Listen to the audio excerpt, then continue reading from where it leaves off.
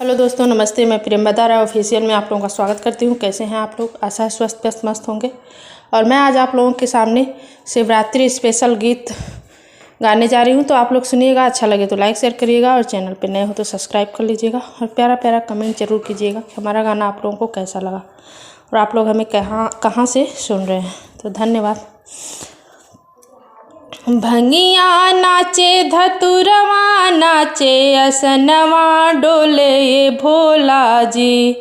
भंगिया नाचे धतुरवा नाचे हसनवा डोले हे भोला जी। भोला दुआरे एक अंधा पुकारे, भोला दुआरे एक अंधा पुकारे। नयनवा दे द, नयनवा दे द, नयनवा दे द ये भोला जी।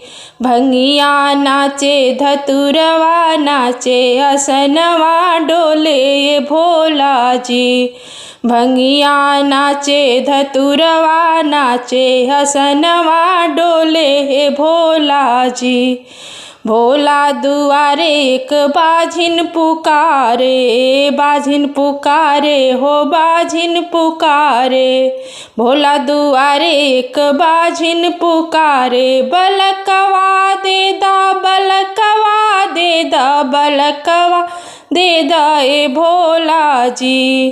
भंगिया नाचे धतुरवा नाचे असनवा डोले ये भोला जी। भंगिया नाचे धतुरवा नाचे हसनवा डोल ए भोला जी। भोला दुआरे एक मूर्ख पुकारे, भोला दुआरे एक मूर्ख पुकारे।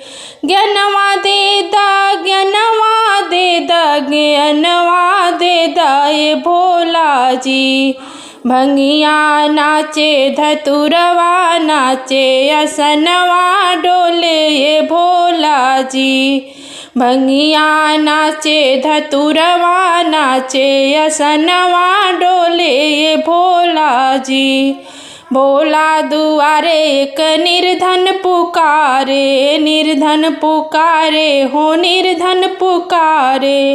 भोला दुआरे एक निर्धन पुकारे। धनवा दे दा हो, धनवा दे दा हो, धनवा दे दा ए भोला जी।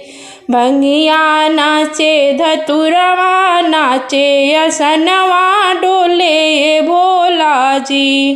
भंगिया नाचे धतुरवा नाचे असनवा डोले ये भोला जी।